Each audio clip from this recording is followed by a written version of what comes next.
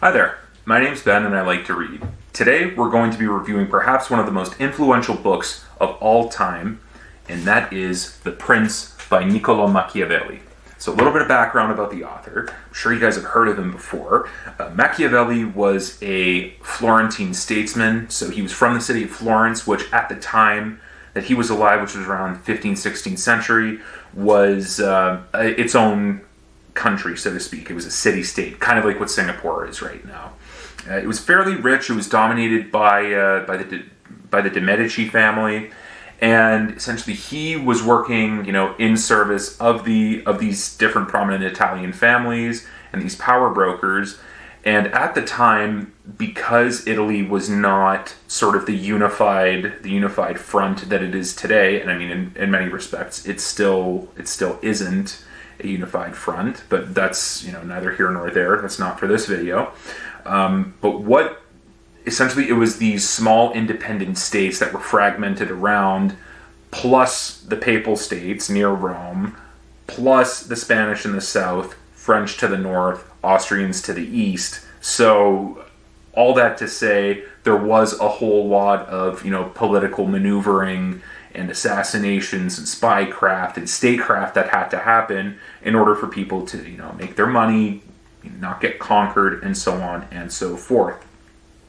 So Machiavelli decided, okay, well, let me write this manuscript, for lack of a better term, this blueprint, if you will, on statecraft as to what a leader, the titular prince, the ideal leader should do if he wants to complete certain objectives and to avoid, certain situations, to put it lightly, that will happen.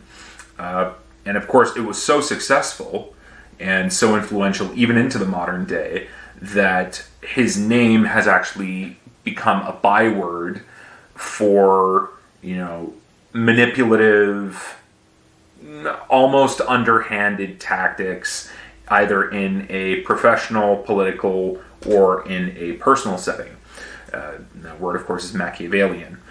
But, as to whether or not Signore Machiavelli was, in fact, as dastardly as his legacy seems to be, remains to be seen. There's competing sources. Again, this episode isn't necessarily an analysis of him as a historical figure. We're analyzing his book, his most famous one in this sort of a sense. So I have the enriched classic version, and with critical excerpts, with interpretive notes, and believe me, you will need them for this, it works out to be about 150, 160 pages. So don't let the length lie to you. It is, because again, this is translated from, early modern Italian. There is, again, there's invariably going to be stuff that's lost in translation, but ultimately this is a book that requires multiple reads. It's almost like the Meditations from Marcus Aurelius that we did in an earlier episode, in the sense where you essentially can pick it up and you can flip to any of the 26, 27 chapters and sort of pick it and read it depending on that situation.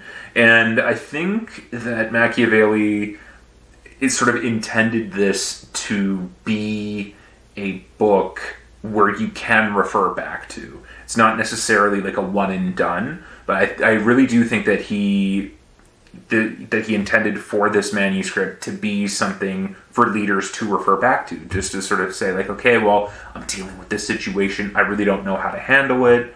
Oh, I know. Let me go consult my manuscript right here. It's almost like a political playbook, if you will. And it'll give you options as to how, to handle specific situations, which, again, they've stood the test of time. They kind of work.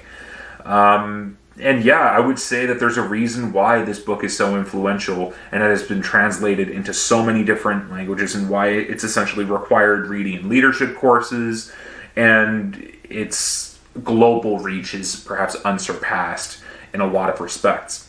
Because Machiavelli, what he does is he identifies certain key elements of statecraft that transcend borders, that transcend culture, that transcend religion, and essentially he strips the human capacity for manipulation and violence and just all in all social interactions. He strips it down to its most pragmatic, to its barest. There's no, I shouldn't say pussyfooting, but there's no, putting the pink glasses on and sugarcoating everything. It's very much it is as pragmatic of a guidebook as you can get, and I think this is why it stood the test of time. And I think also this is what makes it so compelling, because it sees people for who they are. It sees them as these beings that, like it or not, depend on interaction. We depend on social interaction.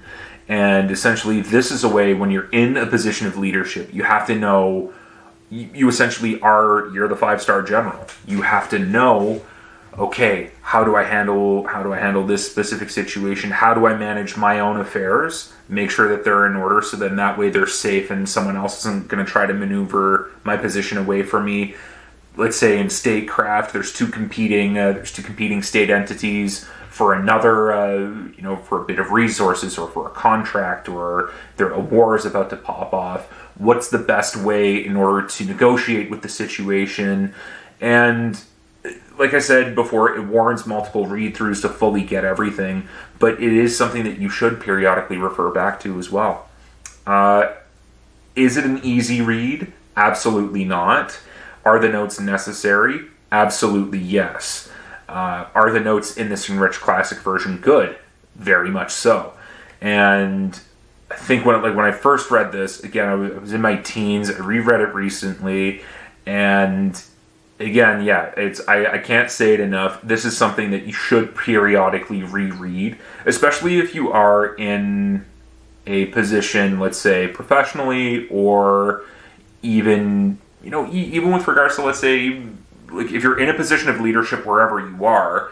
It's an interesting book to read because he understands the human condition so well. Now, again, should you follow everything in the book? Well, we all know what happens when people take books too literally, and human history is full of examples where people take words and books to the exact letter of the interpretation. Then you see what happens. But again, like I said, this episode is not for that. Would I recommend this book? Yeah, I would have to say don't skip out on it. This is, even if you're not necessarily interested in statecraft, if you're not interested in politics, if you're not interested in this, that, or whatever you want, it's a book that has immense value because it will show you at least a different perspective of a situation that has happened an infinite number of times. And what I got from it anyway is that it's especially a book where it sort of lets you know in that tone that, oh, okay, yeah, like the situation has happened before, it's going to happen in the future, but this is a way to control that to control that situation to get the outcome that you want. Or at least an outcome, maybe that's not exactly what you want, but that is at least favorable for your, that's at least favorable to you. So, don't skip out on it. Even if you're not in a position of leadership, I would definitely say, read it. It has immense value throughout there. I would recommend you pick up the Enriched Classic version of it, just because the translation's good. And the notes are fantastic, and there are some critical excerpts as well from the book that they do.